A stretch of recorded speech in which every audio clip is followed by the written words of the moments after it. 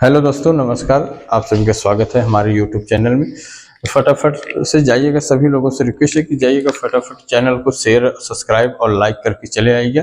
देखिए, आप चैनल को शेयर और सब्सक्राइब करके आएंगे, जितना आप सब्सक्राइब करेंगे, शेयर करेंगे, उतना बढ़िया से बढ़िया हम आपको यहाँ पर कंटेंट प्रोवाइड करेंगे। देखिए, हमारा मकसद ये है कि जितने अधिक से अधिक लोग हमसे जुड़ पाएँ, जितने लोगों को हम क्या शिक्षा प्रदान कर सकें। देखिए कि कोई चार्ज तो लग नहीं रहा है, हम आपको फ्री ऑफ कॉस्ट यहाँ पे शिक्षा आपको प्रोवाइड कर रहे हैं। तो फटाफट जाइएगा, चैनल को शेयर और सब्सक्राइब कर लीजिएगा।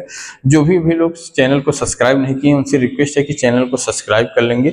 चैनल को सब्सक्राइब करने से ना सर आपका कोई नुकसान होता है, बस अब छोटा सा 1 मिनट का काम है, चैनल को सब्सक्राइब करके आ जाइएगा। चैनल को सब्सक्राइब करके आ जाइएगा। हम आते हैं अपने टॉपिक पे कि चलिएगा क्लास 9th की रसायन विज्ञान,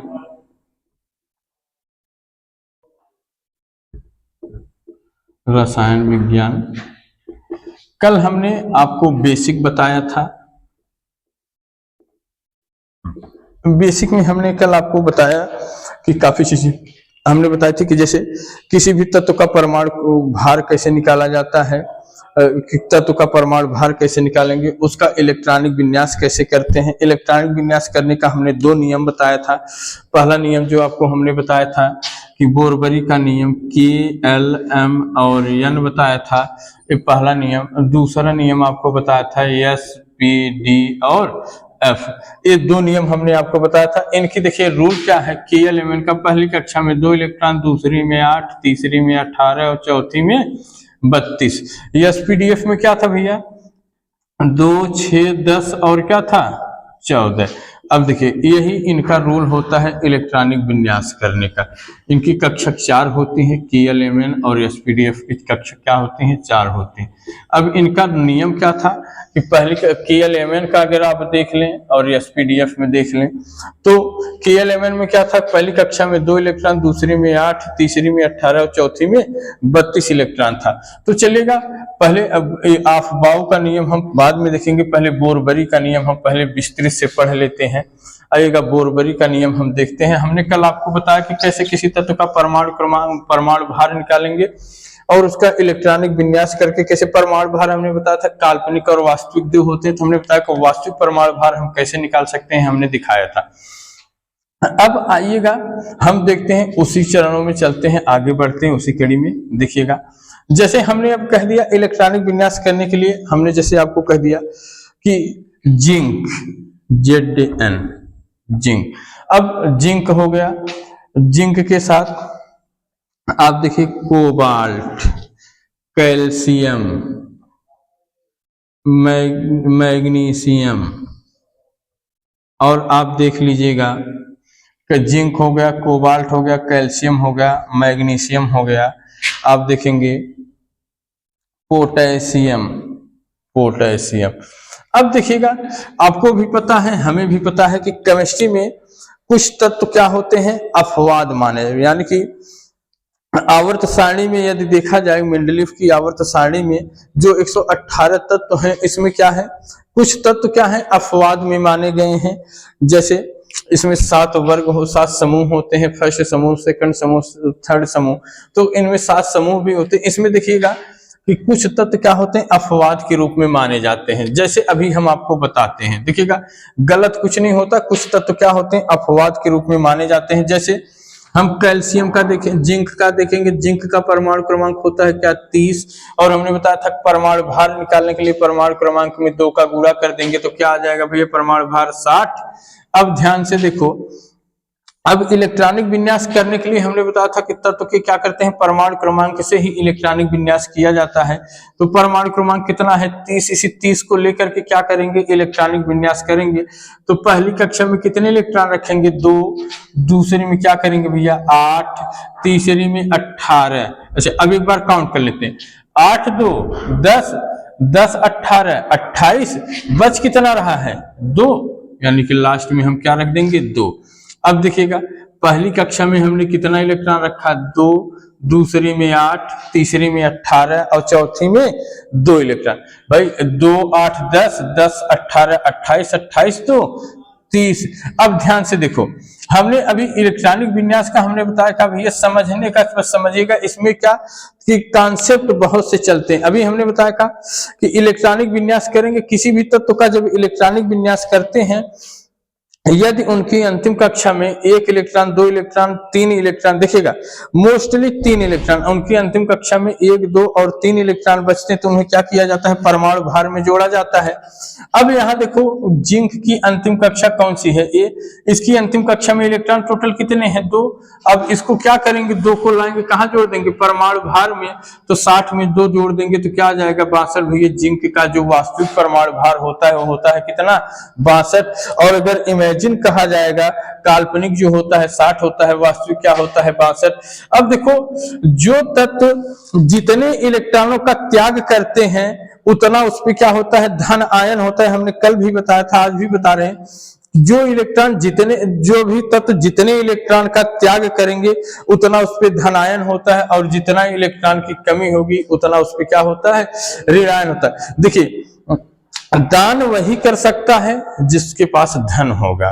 अब कहे कि हमको कहते कोई भी दान करिए, तो हम कहां से दान करेंगे, भाई हमारे पास क्या है, भाई हमारे पास तो आपका सपोर्ट है, आप सपोर्ट करेंगे तो हम कुछ कर सकते हैं।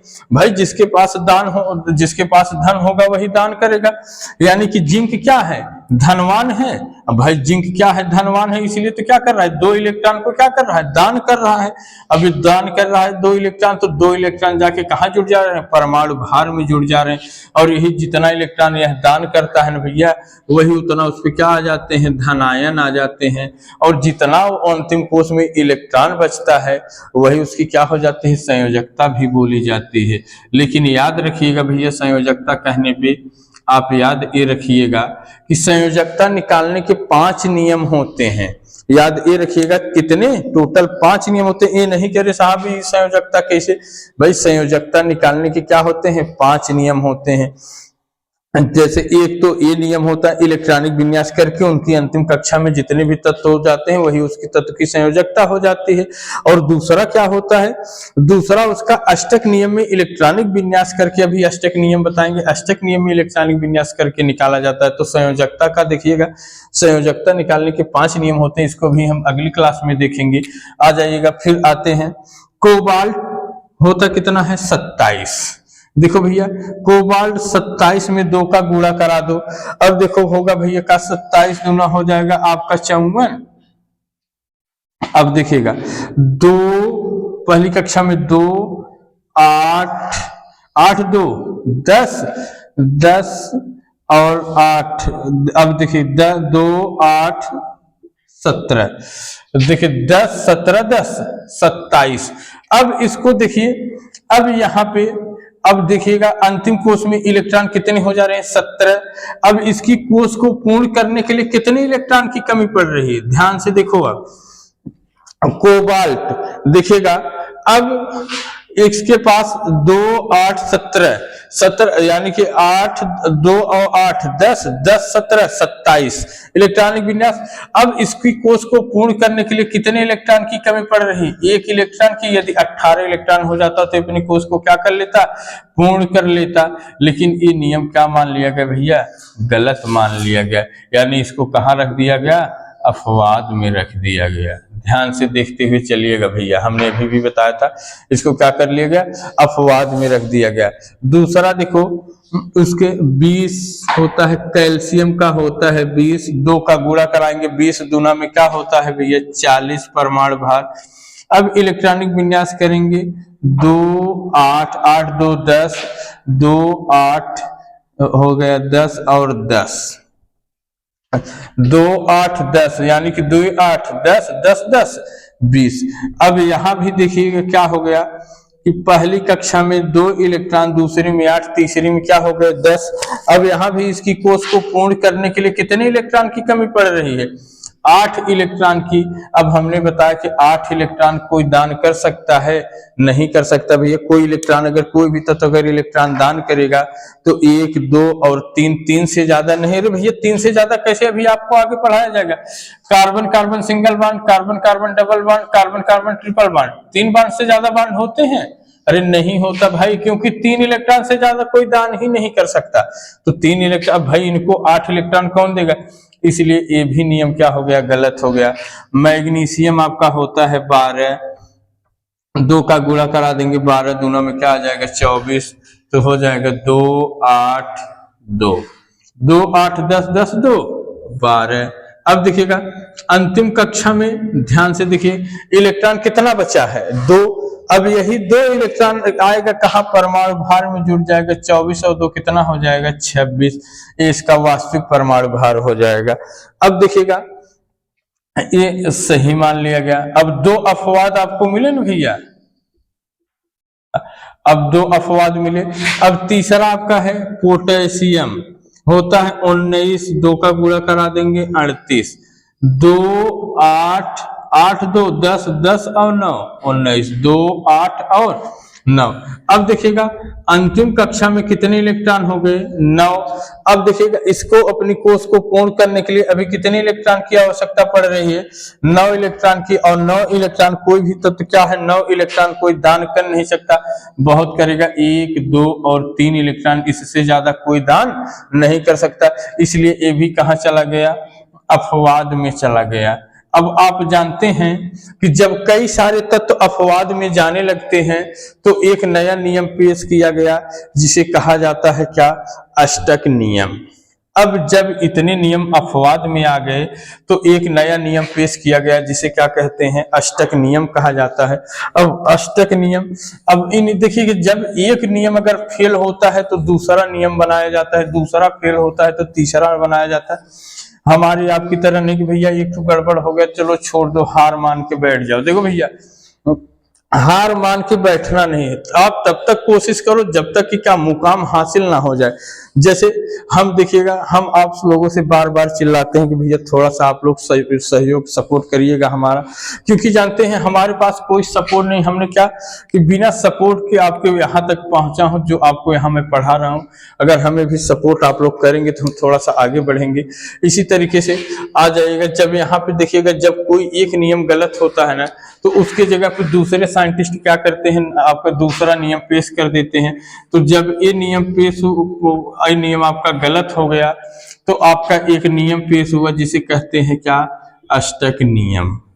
जब देखिएगा बोरबरी के नियम में जब तत्वों का इलेक्ट्रॉनिक विन्यास किया जाने लगा तो जब तत्वों का इलेक्ट्रॉनिक विन्यास, तो कुछ तत्व सही इलेक्ट्रॉनिक विन्यास होते थे, कुछ तत्वों का गलत इलेक्ट्रॉनिक विन्यास होता था। तो इसमें किया क्या गया कि जब एक गलत और सही होने लगा तो किया क्या गया, कहा गया ये कि तब दूसरे साइंटिस्ट ने क्या किया, एक दूसरा नियम पेश किया जिसे क्या कहा गया, अष्टक नियम।